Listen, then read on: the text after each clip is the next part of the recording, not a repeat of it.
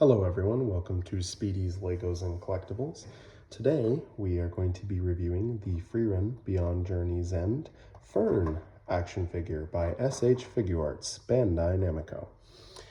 I have already reviewed the Frieren figure in this series.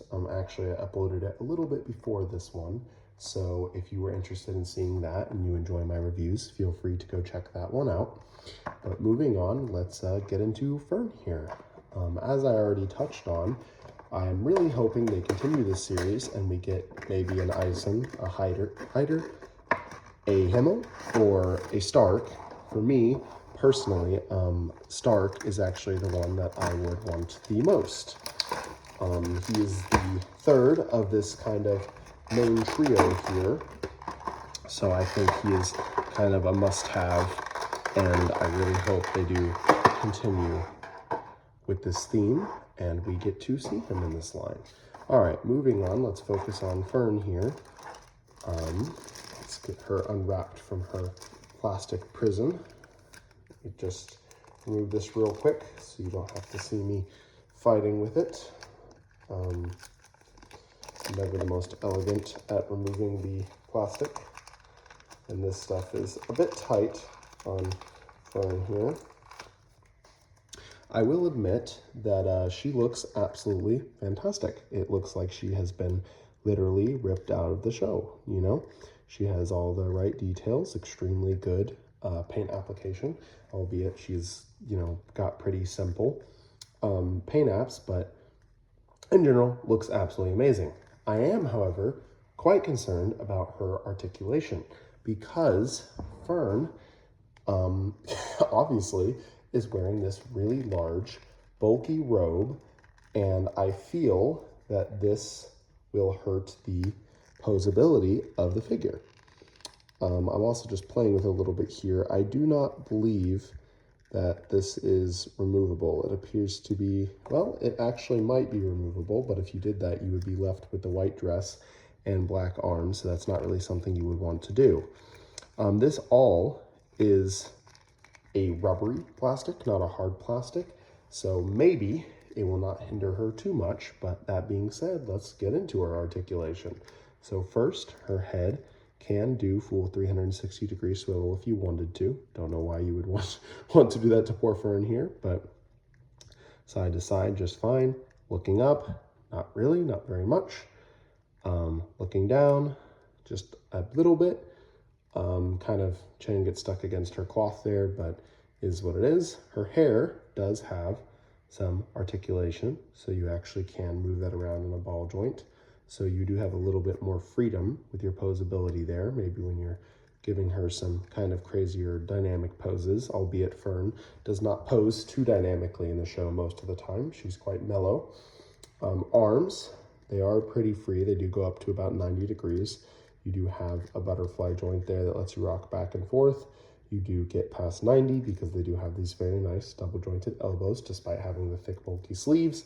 And then kind of like Frieren, as a mage, she does have quite bulky sleeves where the hands come out. So you can move the hands up or down inside this area pretty well, but you wouldn't be able to like point the hand down and make her holding the staff or anything crazy like that because it would be blocked by that actual sleeve. Same thing on her left side. Arm goes up to close to 90. Past 90 in the elbow, butterfly joint, all of that. Now for her abdomen, her torso crunch, technically you can let the coat just sit straight back and you can bend her forward if you use her legs. The actual abs themselves though, you have virtually zero movement because these thick, rubbery pieces completely obstruct that. And while you can use the legs to make her do this, it does result in this kind of overcoat she's wearing sticking out behind her, looking quite silly. So you're going to want to keep her in kind of regular standing poses there. Moving on to the legs, she can kick all the way out because there is a cut in the side here and the legs underneath are just free floating on their own ball joint system. She can kick quite far forward. You can maybe have her kick out from underneath here, or you can have her kick forward and kind of set this on top to keep the illusion of the dress. So not too bad there, but it is still pretty limited. Once again, underneath, you do have full posability past 90 degrees. on the actual bend of the legs and full-on standard side to side, all of that. But like I said, because of these large supposed to be cloth bits that are made of hard rubber plastic, most of the poses you pick, it's still going to look pretty silly with these kind of large pieces sticking out to the side. I really wish that they had maybe increased the price of this figure, $20 or $30, and given us kind of the cloth part of this dress and overcoat here, and maybe even the sleeves to an extent, kind of like a mezco figure. So we did have some extra posability. But that aside, it still looks absolutely incredible, so can't complain too much. And like I said, Fern spends a large portion of her time in these very static poses, so you're not losing too much when it comes to posing her from the show.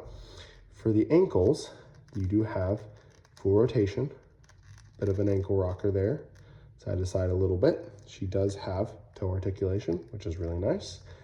And if you align it correctly, you can of course point the feet down and up. So she should have no issue standing herself. I think that's something that she would do quite easily if you just set the feet straight here. I don't think the figure, will have any issues standing. But other than that, I think pretty good. Just like I said, some limited articulation as you've seen. So let's go ahead and get into the accessories here. Something I want to touch on that I find quite cool is actually the effect piece. And unlike with Frieren, she actually comes with the defensive spell, the spell for defensive magic. So Frieren, I bring this over here, comes with the kind of Zoltrak or the standard attack magic. So if you get both of them, you now have the attack and defense magic. So you can either make them fighting, use that interchangeably, whatever you want. I do wish, because these are just thin printed plastic pieces and they stack super easily together, I do wish that they had included both with each of them. So if you only get one or the other, you do have more options.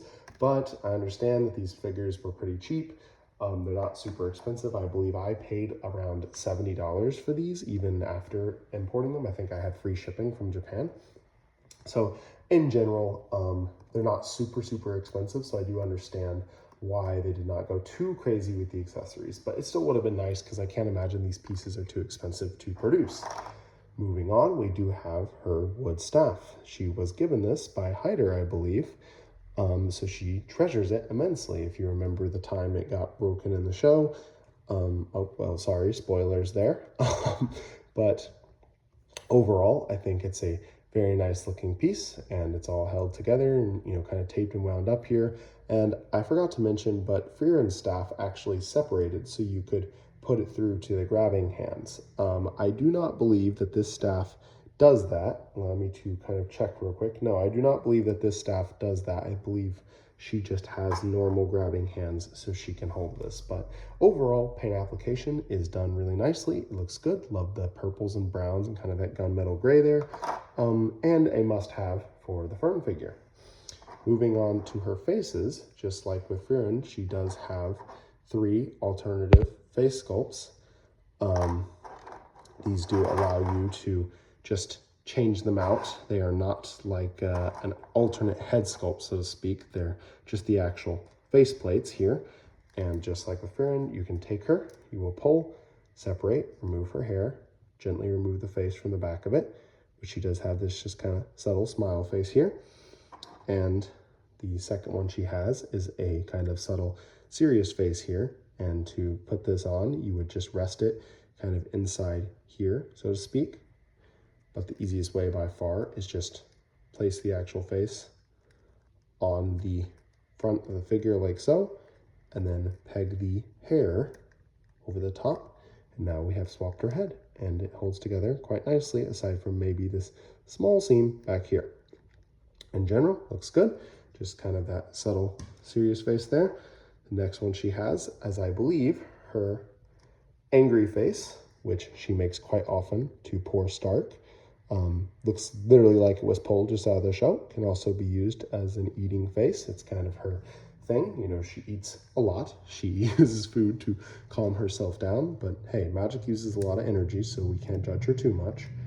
And then the last face she has is this sad face sculpt. I think it nails her pretty well from the show. She looks quite sad here. So I would rather keep her with something a lot happier. So I'm personally going to put the happy one back on her here. I think this is better suited for my display and the attitude I prefer to see her here.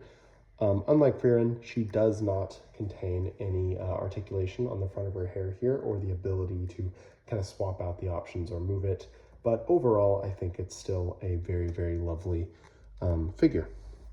Moving on to the last edition we have here, which I will actually just leave inside the package so I do not drop them everywhere. She does have, in addition to the pair of kind of closed, relaxed fists here, she does have a pair of kind of relaxed open hands, a pair of fully just kind of relaxed, gently grabbing hands that you can use to actually hold the staff there in a relaxed pose. And then she kind of has this, you know, motioning hand, almost like the Spider-Man symbol, but she does have this kind of hand to give her more dynamicism. When making her hold her staff, she has a tendency to kind of flare up a couple of her fingers when shooting spells, so they have that, and then kind of another variation of a relaxed grabbing hand to hold the staff. The other thing she includes is a pointing finger, so she can yell at Frieren or yell at Stark. And the last little accessory, which I am afraid to take out for fear of losing it, but I will go ahead and do that right now, is actually the little bracelet that Stark gives her. I don't want to get too much into the details of the show for risk of spoiling for anyone watching, but he does give her this little bracelet, and it's very cute, quite detailed here, and you can set it on her hands. If you were to pop the wrist off, you could put it on there, but it would be completely buried and hidden under the sleeves there.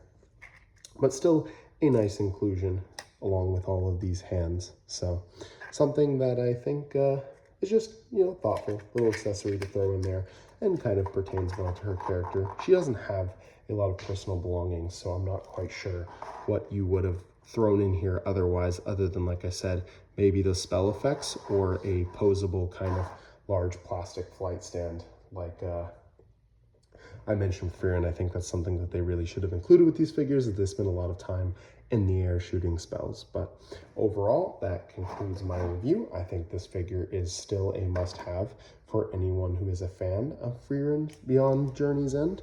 I don't think another company is going to make a 1/12 scale figure that looks just as good with this level of paint application at the price point. So I think it's definitely something worth picking up and not kind of sleeping on and then missing it after it's gone and having to deal with aftermarket prices. But it will be produced for quite a long time for these next, I think, year or two. So you shouldn't have to worry about rushing too much. As like I said, this figure is still releasing right now in the United States. Overall, thank you for tuning in. If you enjoyed my review or want to check out my other reviews, I would greatly appreciate a like or a subscribe. But otherwise, have a good rest of your day. Take care. Bye-bye.